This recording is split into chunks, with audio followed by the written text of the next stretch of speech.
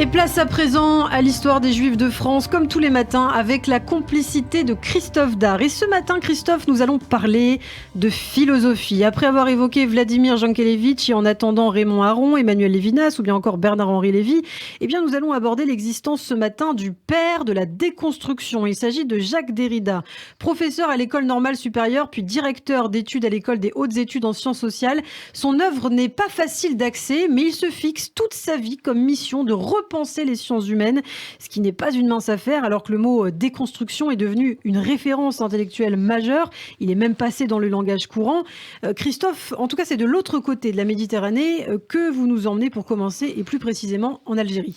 Et de son vrai nom, Jacques Derrida. Il naît en 1930 à El Biar, c'est dans l'agglomération, à la banlieue d'Alger, et la ville qui compte alors environ 12 000 habitants. Et c'est l'occasion d'ailleurs de rappeler, car c'est très important à la situation des Juifs d'Algérie à l'époque, quand Jacques Derrida naît. Ça fait donc déjà 60 ans que les Juifs d'Algérie sont français, le décret Crémieux, bien sûr le fameux en 1870 qui leur donnait la citoyenneté, mais l'antisémitisme toujours resté vivace, présent, comme l'ont montré par exemple des listes anti-juives au municipal d'Alger et d'Oran en 1898, et puis aussi en août 1934, on en avait d'ailleurs déjà parlé, ce pogrom qui éclate à Constantine, près de 100 000 habitants, qui abrite environ 13% de Juifs pendant 3 jours, un déferlement de violence s'abat contre eux et aussi contre les musulmans.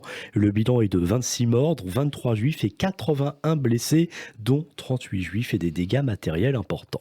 Alors Jacques Derrida, lui, c'est le 3e fils d'Aimé Derrida, un juif d'origine séfarade, et de Georgette Sultana Esther Safar, issue d'une famille juive d'Algérie, dont les ancêtres, établis depuis plusieurs générations dans le pays, ont reçu la nationalité française lors de la promulgation justement du décret Crémieux. Il est circoncis et la famille est pratiquante, et bien sûr la bascule, c'est le 7 octobre 40, lorsque le décret Crémieux est aboli. 130 000 Juifs sont concernés, exception faite pour ceux qui ont reçu la Légion d'honneur, la Croix de guerre ou autres distinctions de premier ordre, autant dire pas grand monde.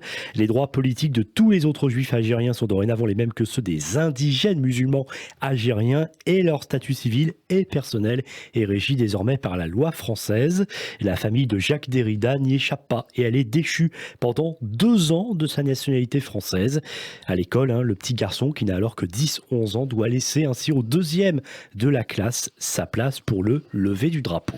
Un numerus clausus pour l'enseignement public est bientôt appliqué. Dans l'enseignement primaire et secondaire, un quota est d'abord fixé à 14% pour l'année scolaire 1941-1942, puis à 7%. 18 500 élèves juifs sont chassés de l'école, et c'est le cas du jeune Jacques Derrida. Et il sera sans doute bien traumatisé à vie. Et cela va d'ailleurs sans doute développer chez lui cet esprit d'indépendance, ce refus d'être enfermé dans une appartenance, une caste quelconque.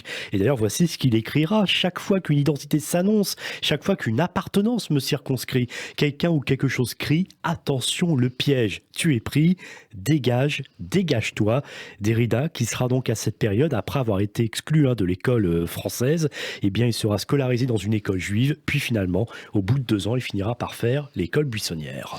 Derrida, lui, rêve de devenir footballeur professionnel, mais il découvre des philosophes et des écrivains, Rousseau, Nietzsche, Camus, Socrate, mais aussi Platon, Bergson, Sartre et Kierkegaard. Et oui, le spectre est très large. Il découvre aussi Martin Heidegger. Alors pourquoi spécialement lui? D'abord parce que ça va beaucoup l'influencer, mais parce qu'il faut aussi rappeler sur notre antenne que c'est l'un des philosophes les plus controversés, oui. Heidegger, en raison de son attitude pendant la période du nazisme, où il a été recteur de l'université après l'arrivée au pouvoir d'Adolf Hitler en 1933 et adhérent au Parti national-socialiste. La publication d'ailleurs en 2014 des Cahiers noirs d'Heidegger avait révélé la présence de nombreux passages antisémites. Jacques Derrida a 18 ans lorsqu'il arrive à Paris au lycée Louis-le-Grand, puis il entre à l'école normale supérieure. Il obtient une licence en lettres à la faculté des lettres de Paris. Parti en Belgique, il obtient un diplôme d'études supérieures en philo avec un mémoire concernant le problème de la genèse dans la philosophie de Husserl, du nom de ce philosophe autrichien de la seconde moitié du 19e siècle et première moitié du 20e, l'inventeur de ce qu'on appelle la phénoménologie. Oh, ça rappelle des souvenirs de terminale ou de classe prépa. Le but est alors d'appréhender la réalité telle qu'elle se donne à travers les phénomènes. Après un échec en 1955, Jacques Derrida est reçu 14e au concours d'agrégation de philosophie l'année suivante. Il part étudier à la prestigieuse université de Harvard aux États-Unis. Et c'est aussi les périodes où il se marie avec une psychanalyste, Marguerite Aucouturier, avec laquelle il aura 2 fils. Et puis à cette même période, en 1957, eh bien, il effectue son service militaire en pleine guerre d'Algérie. Il enseigne alors dans une école d'enfants de troupes près d'Alger. Donc bien sûr, pour lui, c'est un retour en source, puisqu'il faut rappeler qu'il était donc né en Algérie. C'est un homme classé très à gauche en tout cas. Il condamne la politique coloniale de la France et il espère en fait l'indépendance de l'Algérie. Et il y retournera plusieurs fois après le conflit, notamment pour des cours et des conférences.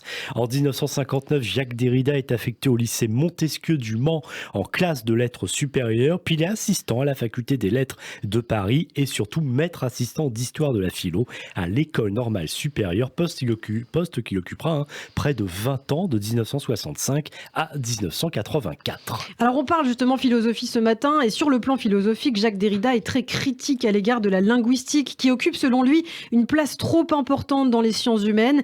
C'est le thème d'ailleurs de son ouvrage de la grammatologie paru en 1967 et que l'on peut considérer comme une pièce maîtresse de son œuvre. Derrida montre que le modèle linguistique en fait repose d'emblée sur une contradiction. La langue serait constituée d'une parole orale et l'écriture en serait la transcription. Donc en gros la vraie langue c'est d'abord l'oral et ensuite il écrit. Et Derrida lui montre que cette contradiction a des incidences dans le reste de la société et surtout il veut montrer l'inverse, que le langage c'est d'abord l'écriture et pas l'oral. C'est un peu ardu, je l'admets, mais c'est la grande notion, c'est ça qui a guidé toute sa vie à Jacques Derrida. Et d'ailleurs il écrit la grammatologie et donc la science de l'écriture avant la parole et dans la parole.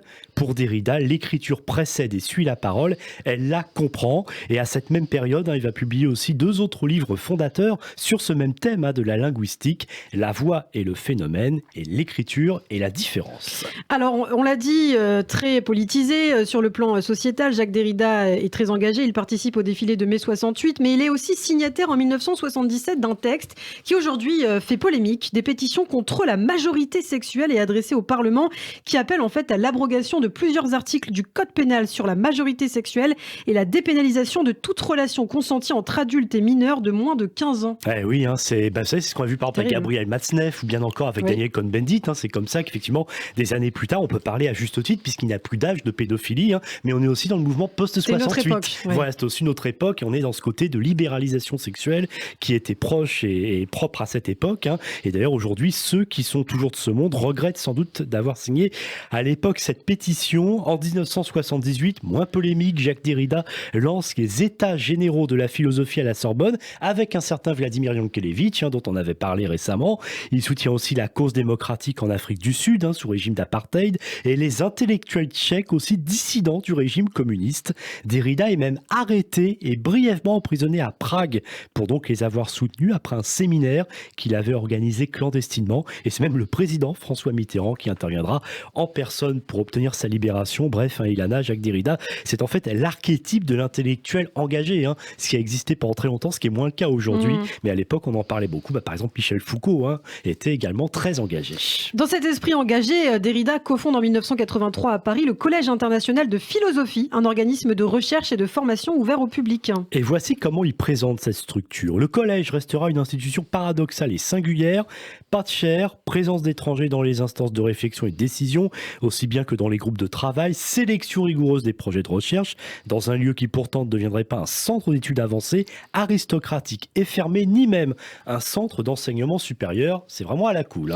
À la fin de sa carrière, il se rend également souvent en Israël pour ses colloques et des conférences. Et justement, quel rapport rapidement Jacques Derrida avait avec le judaïsme ? Oui, bonne question. Derrida qui n'a jamais caché ses origines juives et les a même revendiquées dans plusieurs ouvrages. Il aime en fait se qualifier de dernier des juifs. Voici d'ailleurs ce qu'il écrit. Je me présente à la fois comme le moins juif, le juif le plus indigne, le dernier à mériter le titre de juif authentique, et en même temps, à cause de cela, en raison d'une force de rupture déracinante et universalisante avec le lieu, avec le local, le familial, le communautaire, le national, celui qui joue à jouer le rôle du plus juif de tous, le dernier est donc le seul survivant, destiné à assumer l'héritage des générations, à sauver la réponse ou la responsabilité devant l'assignation.